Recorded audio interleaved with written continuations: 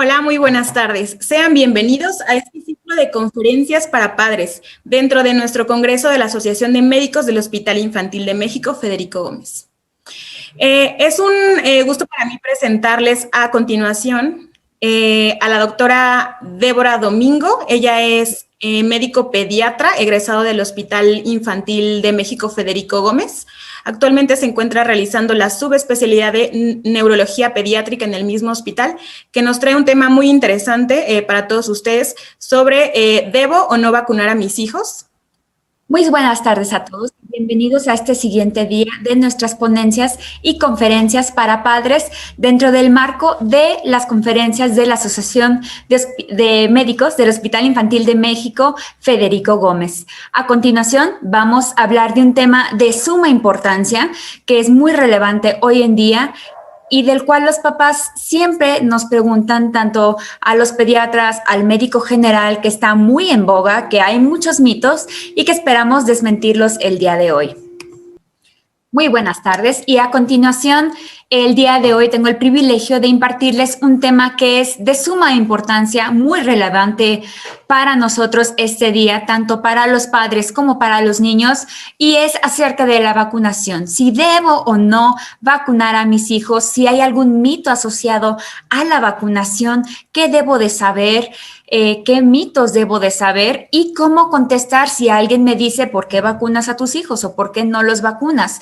Entonces, espero esta información les sea de mucha utilidad y obviamente si tuvieran cualquier pregunta, sus preguntas son bienvenidas.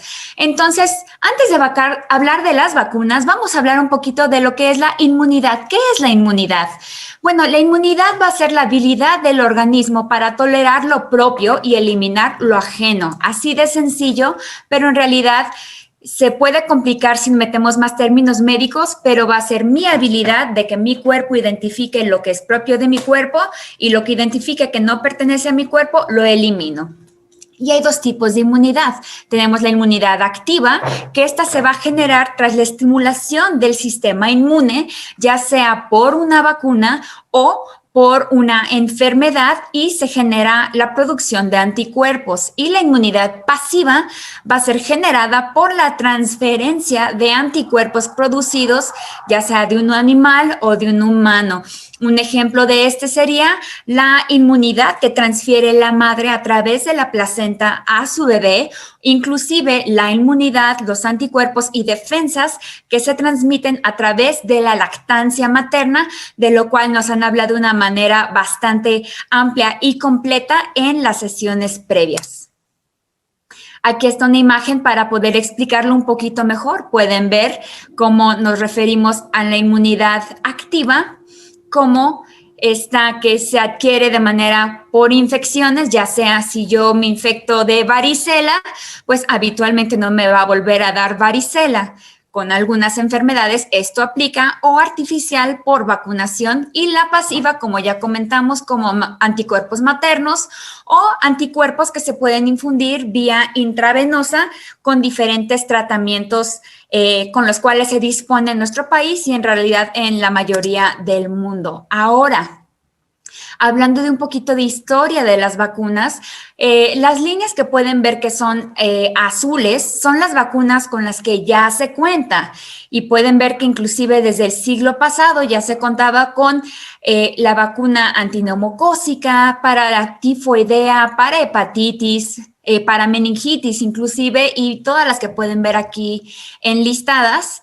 Hay algunas que todavía son parcialmente efectivas, o sea que se tienen que readministrar y se tienen que dar refuerzos periódicamente. Un ejemplo muy clásico, pues es la vacuna de influenza, que nos tenemos que reaplicar de manera anual y darnos un refuerzo, porque si no la efectividad y la protección va a ser parcial.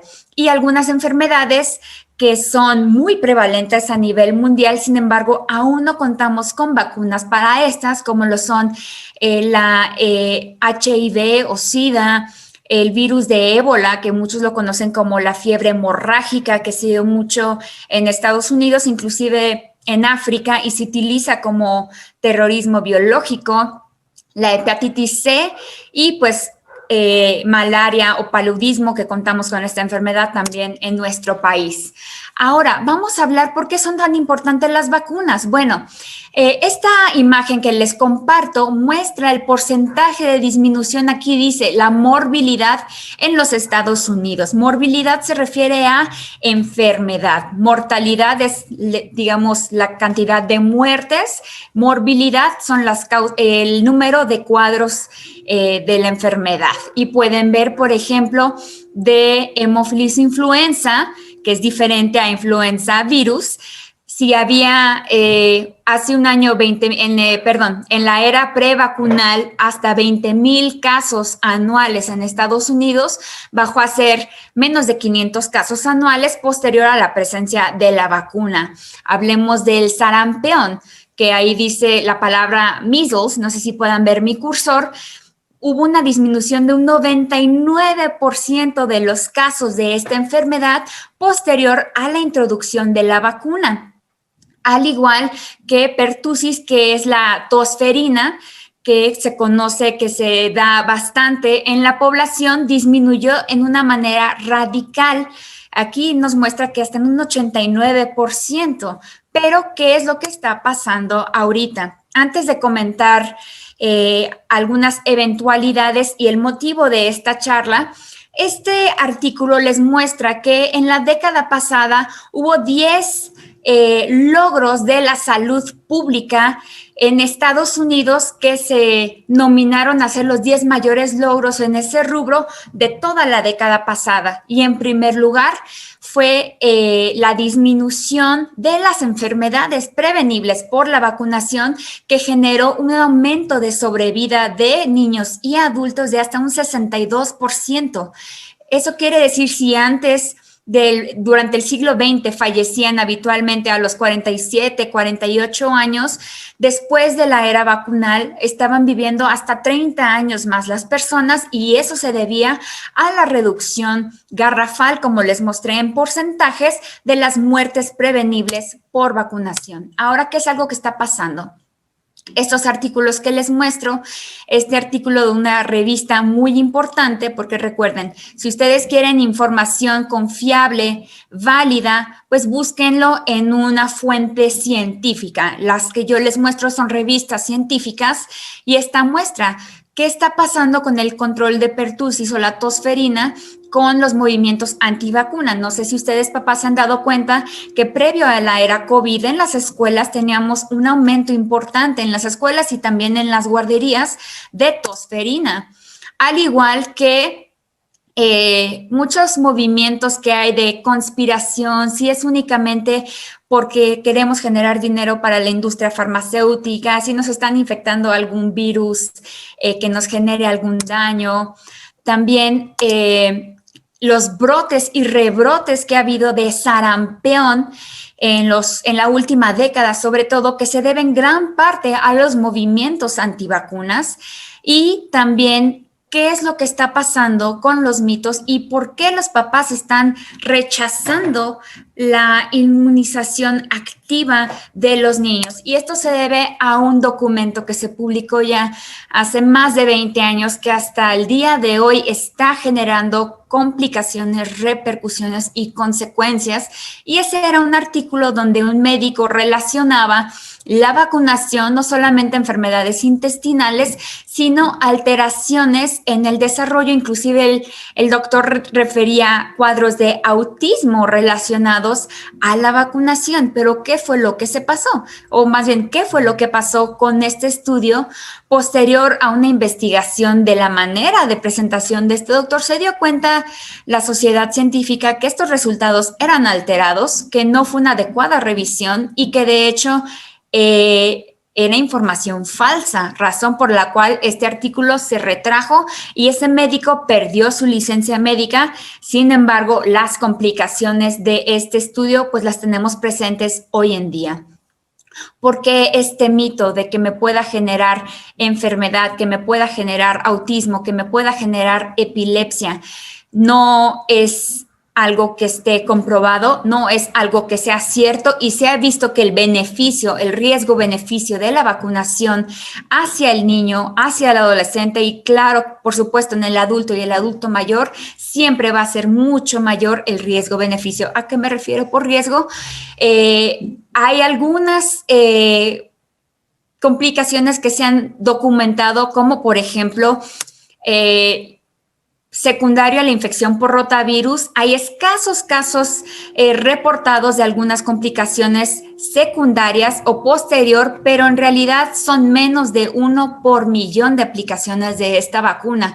Por lo tanto, los beneficios para su hijo siempre van a ser muchísimo mayor que cualquier riesgo, que un riesgo real en realidad no existe y mucho menos un riesgo poblacional. Ahora, este cuadro que depicta un escenario en los 1800 de Estados Unidos. Podemos ver aquí a los Quakers, que es como el Quaker de la avena Quaker.